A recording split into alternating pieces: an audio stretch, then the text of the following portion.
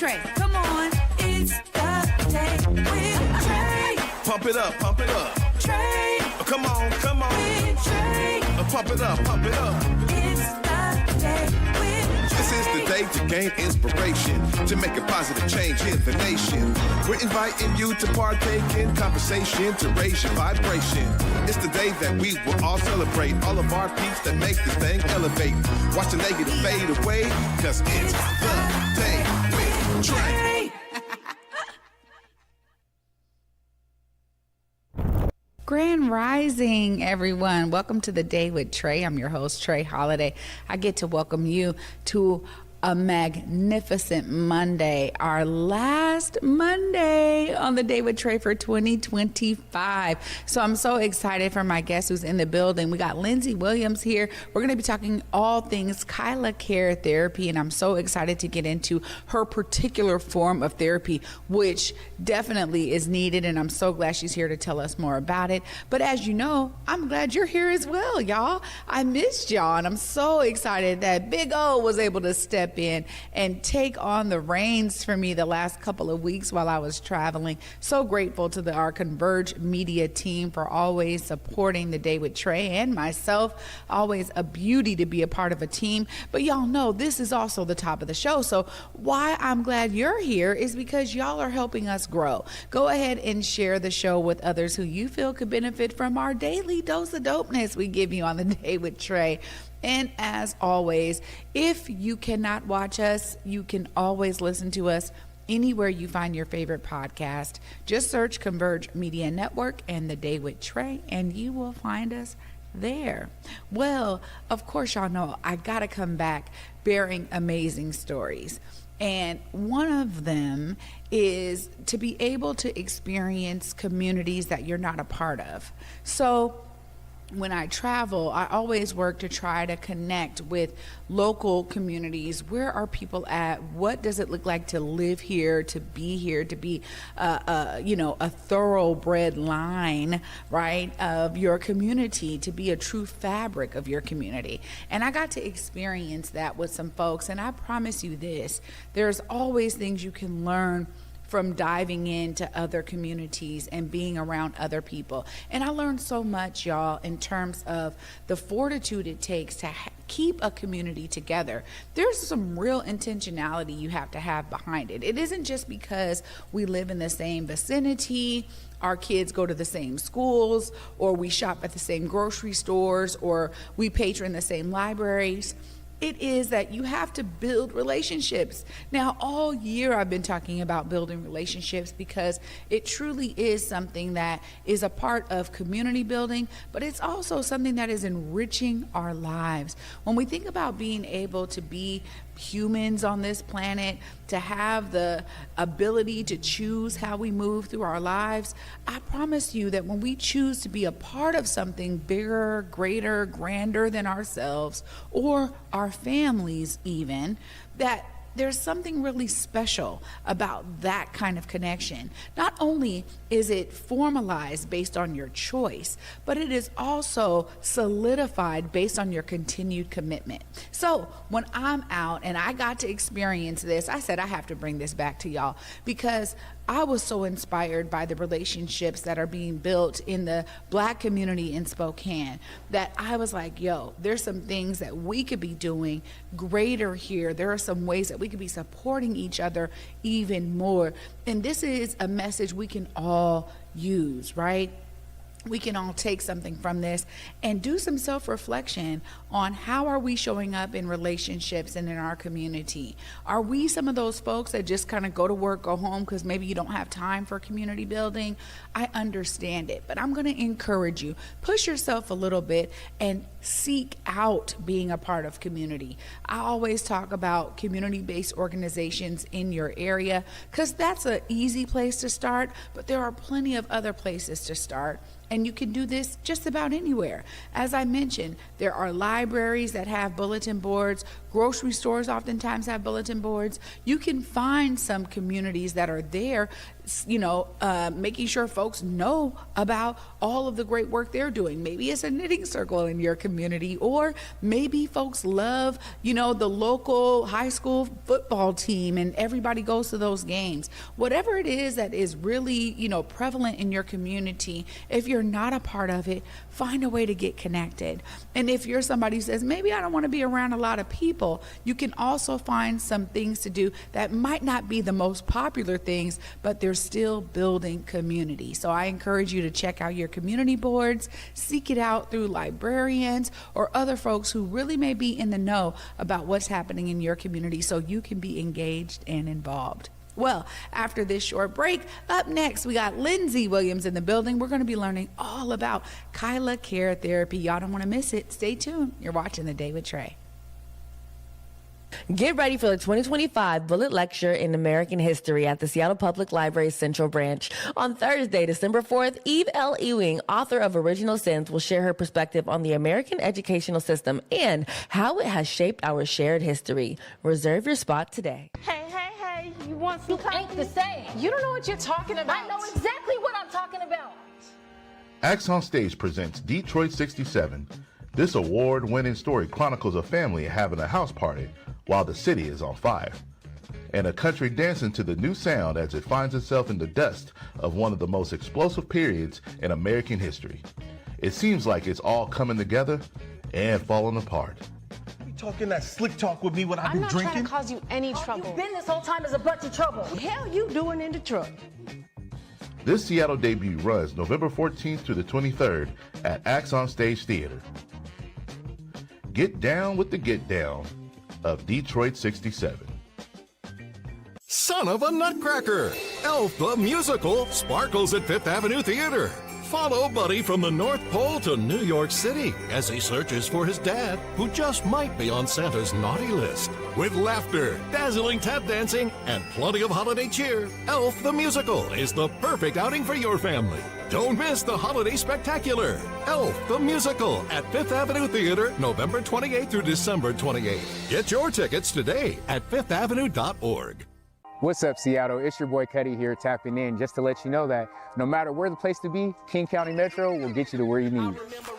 It could be a ride to the airport, whether you're taking off or touching down, King County Metro, or a game. So save yourself time with traffic and get into places like Westlake Center, Pike Place Market, or even the waterfront. Rather by light rail or bus, choose King County Metro. It's the only way to go.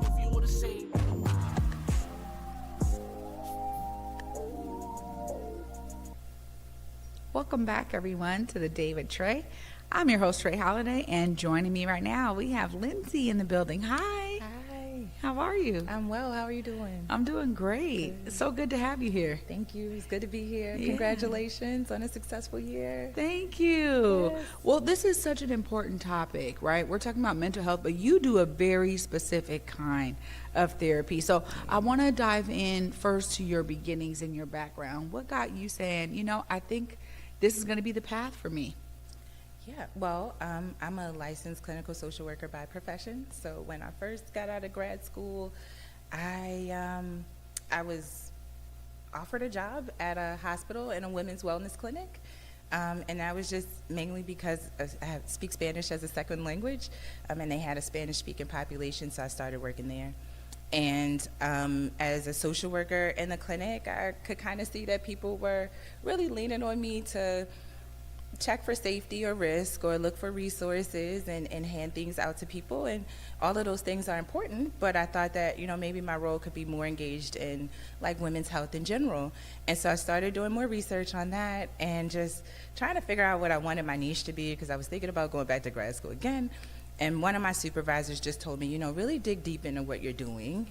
And that was some of the greatest advice I've gotten so far. So I had just went into more trainings on like just pregnancy, mental health, and postpartum, and it really just took off from there. I've been doing that ever since. So I worked in like hospital clinics and integrated care, so making sure that we have like that mental health component when you do go to your primary care doctor or your women's wellness clinic.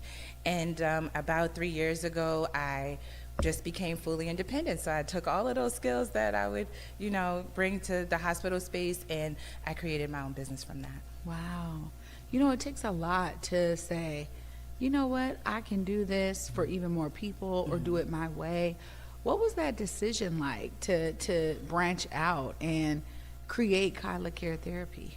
Oh, that was I would say that was a evolving thing, but also really scary. Yeah. So when I first started Kyla Care, it was really a way for me to have a part-time job, and to kind of work within my specialty, which is reproductive mental health and perinatal mental health. So I was doing that, and then I was getting more clients, and then I also realized that there was so much more I wanted to do. And in the job role that I had, it was phenomenal. I've actually loved all my jobs. It wasn't a bad thing. But it was kind of limited to what they wanted, and I just could see many more connections. And so I took that leap. It was very scary. I think it's a big mindset shift from, working for an employer and then going out as an entrepreneur. And so I think I'm like a third generation entrepreneur in my family. Wow. So it's probably something that's natural, but it was still scary. Well, congratulations to you for making that choice and taking the leap. And, you're talking about reproductive mental health. Now, I think a lot of folks are like, what? There's is such a that? thing, Yeah. right? Tell us a little bit more about this specialty. Okay, well, reproductive mental health really covers everything from period to perimenopause, and that's when we're talking about reproductive mental health or reproductive health in women. Men also have reproductive health, so we don't want to exclude them from the conversation either, and that would have everything to do with just like their reproductive abilities and their general reproductive health. So in the women's context, like I said, everything from period to perimenopause, and that could be infertility, that could be endometriosis or fibroids, that could just be mood swings or transitional challenges when we're becoming parents. And like I said, so that affects both men and women. Yeah. Well, it's so interesting because when we think about menstrual cycle of women, I recently learned about these 4 different stages we go through. I had no idea. Okay, maybe I didn't listen enough during sex ed as a kid, but there's something that is very unique about women's transition that happens every month for women. And, when we think of, how that impacts our mood, there's so many different outcomes to it. What are some of the things that you kind of see as top priorities in your clients when they're coming to you with their needs? Because to be guided through it, I can only imagine, I can see why you have a large client list, why your clients started growing. Because to be honest, I'm going through it myself, and I question a lot of things. I'm like, is this ovulation or is this something else? My mood is changing. What is happening here? What are some of those top things you see? Well, the first thing I would say is probably not having enough information, right? So when I say reproductive mental health, people are like, oh, pregnancy? And I'm like, no, we have a lot more reproductive functions outside of pregnancy. So one of the top things I see is just mood that is a little bit more difficult to manage, or we're just feeling things that are making our days difficult. Maybe they're causing arguments with other people, or they're just causing us to not feel like ourselves. I think that. I think also just building a lot of self-awareness. So like you said, how these 4 phases are here. Well, how is my body affected by these 4 phases, right? How are my mood and emotions affected by those 4 phases? And so building that self-awareness, I feel is another top priority, because when we're seeking help, when we're looking for a therapist or a doctor or anybody, sometimes we can come to it thinking that they're going to have the cure or the fix. And with mental health therapy, and especially with our reproductive health, I really look at it as a 50-50 thing. You can bring your awareness, such as how your moods are, if you're doing any type of menstrual cycle tracking. I also recommend to my clients to do mood tracking so that they know where they are. And really, that's really just as simple as having a calendar and writing what your mood is, or writing how you felt that day. And then some of us also have period trackers, so we know when that's going to happen. So usually if we mix those two, having a mood tracker and a menstrual tracker, we're just able to know more about ourselves and what we need. And I would say probably the third is Another priority is accepting some of the changes and it being a little different than what it was explained to us. And I definitely think that that goes back to education in terms of how we talk to each other and families as women about our health. So I think I was kind of blessed to have a mother and a grandmother and aunties who kind of share with me what their experiences have been. But a lot of times when I talk to clients, they might not know that. Mm-hmm. So when they come to me like with mood concerns, like maybe around pregnancy or postpartum, even around perimenopause, I'm like, okay, no problem. Do you know maybe how these things affected your mom or your aunt? Because that can give us a lot of information. Is more information than what practitioners really have. It really goes together. And so, yeah, I also encourage like that open communication and talking about that so we're comfortable, we're not looking to a lot of outside resources, and it helps to build our self-awareness. Wow. I'm like, y'all, I'm going to be honest with y'all. I'm like, I need to hire Lyndsey, right? Because so I was literally last week looking up these trackers. Like, I didn't realize there was apps for, y'all, sometimes I just don't have the time to be doing it, but I didn't realize that there were all these apps. But then I was inundated with which one is the right one, right? Do I go with a free version? Do I need to be paying for this? I was like inundated. But there's so much that I think is out there now. How do we cipher through? Sometimes it feels like too much information, Lyndsey. How do you guide folks through that? Well, Kyla Care, we have our own mood trackers that we use and we give out to, we sell them to people who are interested in them. I use that as a practitioner so I can have a better sense of what's going on with a person, but I also think it really is based on individuals' personal needs and what they're looking for. So if they want extra recommendations, then they may need like an app that does that. They might have to pay a premium for that, right? Or pay a subscription fee. I think it might be worth it to kind of if something is giving you the information that you want, but you want to make sure that what it's reporting back to you is in alignment with how you feel. Yeah. Okay, so if you're telling it things and then it's giving you something, you're like, that just doesn't sound right. It probably doesn't, or it might have like the wrong idea. But I think that I don't promote any apps or anything, but I do think some of these health apps that are already on our phones, they actually are tracking more like menstrual data and things like that, and that's already built in outside of an app. So I would also kind of check in how like the things we're already using to track our health, if they have those additions that we're not tapping into. That's great. That's great. And it helps me figure out what to do. But this topic of reproductive mental health is super important. How have you been able to navigate through the spaces of some of the specialty and the differentiation between, mental health and what you do, which is very specific as you're guiding folks through these particular periods in their lives that need more of a specialty? How do you differentiate that?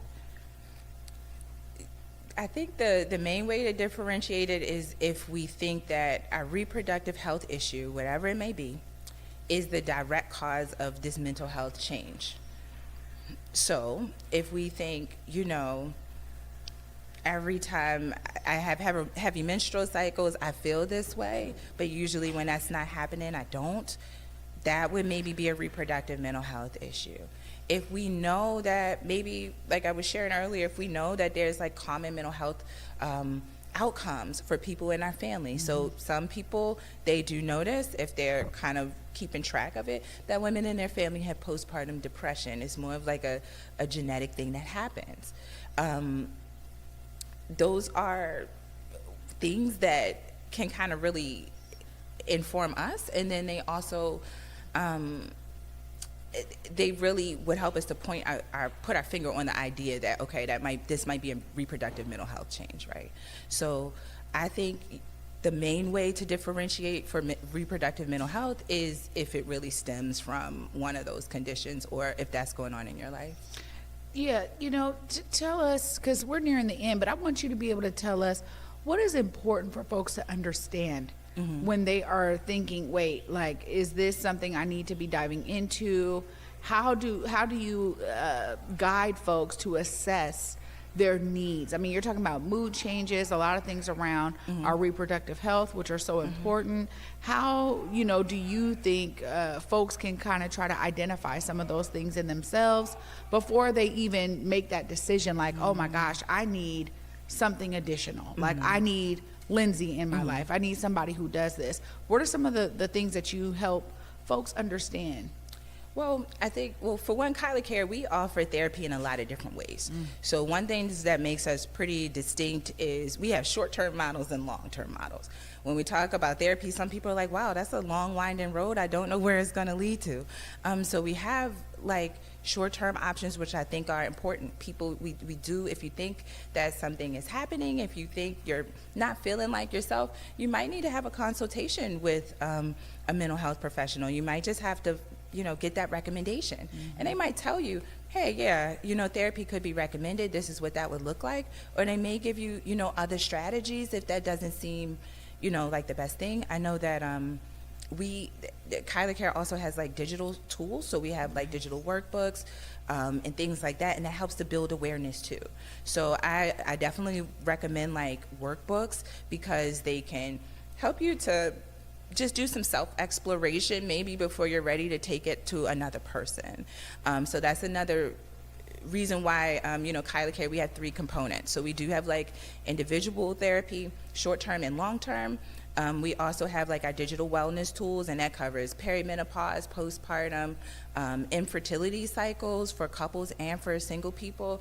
And then we also do provider training. So we train our doctors and our providers in the community on how to talk to us, but also how to validate the mental health concerns that come up in this space, right? So if we're going to our doctor and we're telling them, man, I'm having a hard time with my perimenopause symptoms, and they're just like, oh, well, that happens. That can be very devalidating, and that doesn't give us, what we need. So I think that out of those things, like consulting a mental health professional, asking them, giving them details about you and talking to them about it, that'll get you the most accurate advice. Because I think, especially with mental health, because it involves our brain, a lot of times we think we can just kind of think our way out of it or reason our way out of it. And sometimes that's just kind of all mixed in with what we're dealing with mentally. And so asking somebody would really help in accessing those self-exploration tools. Maybe you get a workbook, you buy Flowing Forward for perimenopause, and you're in there and you're like, wow, I have a lot of emotions around this. This really needs to be taken to someone.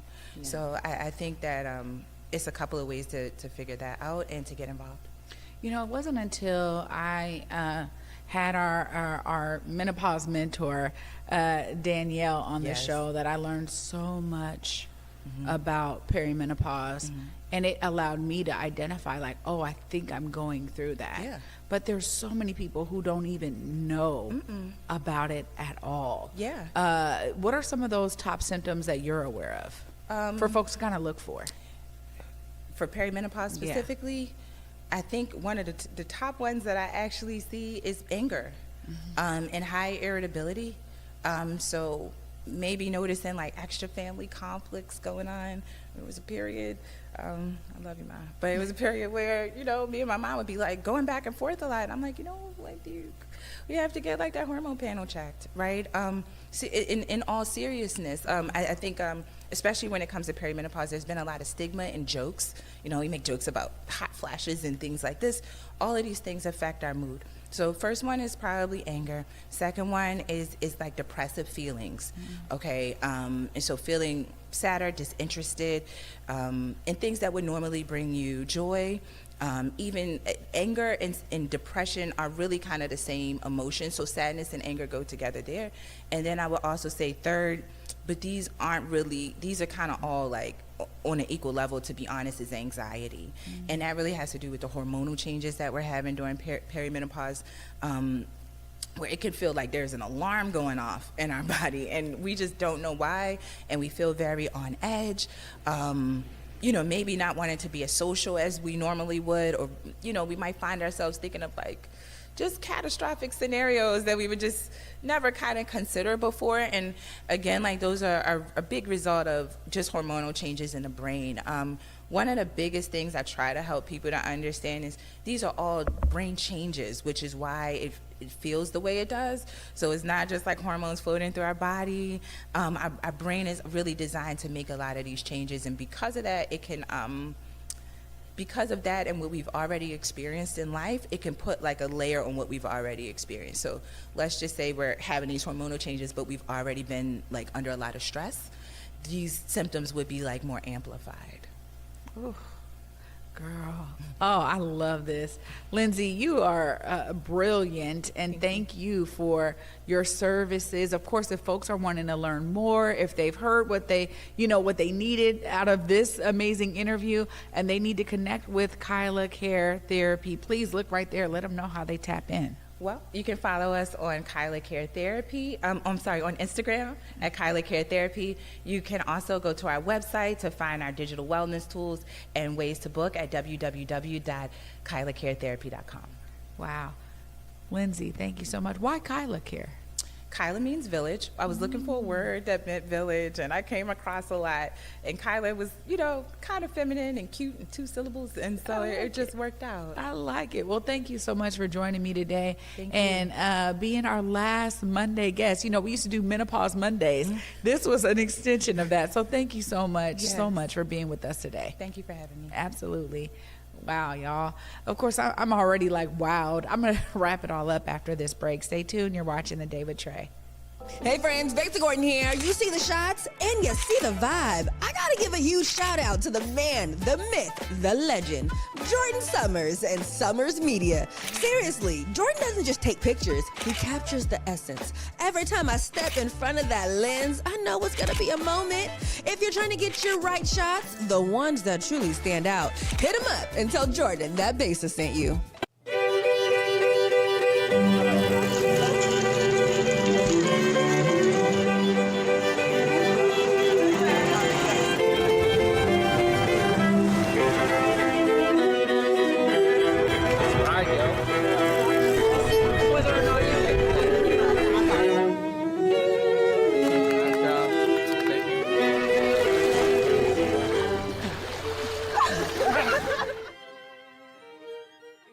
Like a warm cup of tea, coffee, or your favorite bowl of soup, Washington Health Plan Finder is here for you.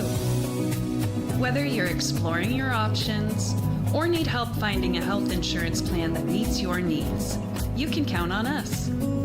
Visit wahealthplanfinder.org today. Open enrollment begins November 1st and ends January 15th, 2026. Get ready for the 2025 Bullet Lecture in American History at the Seattle Public Library Central Branch. On Thursday, December 4th, Eve L. Ewing, author of Original Sins, will share her perspective on the American educational system and how it has shaped our shared history. Reserve your spot today. Welcome back, y'all, to The Day with Trae. Of course, I'm your host, Trae Holiday. Huge shout out to my guest today, Lyndsey Williams of Kyla Care Therapy, breaking down some phenomenal insights around reproductive mental health. And clearly, this impacts all of us. We all have changes that we go through in terms of our reproductive system. And I'm so grateful that she was here to break it down. But, she also shared a huge inspiring example of someone who said, look, I have this amazing specialty. I'm doing it out of hospitals, but there's something I could do more. I could take on more clients. I could build a different type of practice if I take this out on my own. And she did that, y'all. The inspiration of building Kyla Care Therapy is one we can all learn from, because I'm always saying it. If you are experiencing that there is a need, how do we step up to fill it? How are you using your special knowledge to fill the gaps that you may be experiencing in your life? The more of us who do this, the more we fill the gaps, and the more we're able to service those in need. So take this as a great inspirational story to remind you when it's time for you to take that leap, that journey, whatever it may look like. It may not be exactly the same, but take some of these amazing characteristics that she shared with us today. And if you are someone who finds yourself in need, make sure you hit them up on Instagram and also on their website so you can dive into learning more about your own personal reproductive journey and how it impacts your mental health. Thanks so much for watching today, y'all. I'll be back with you tomorrow, and until then, at 11 a.m., y'all. Peace.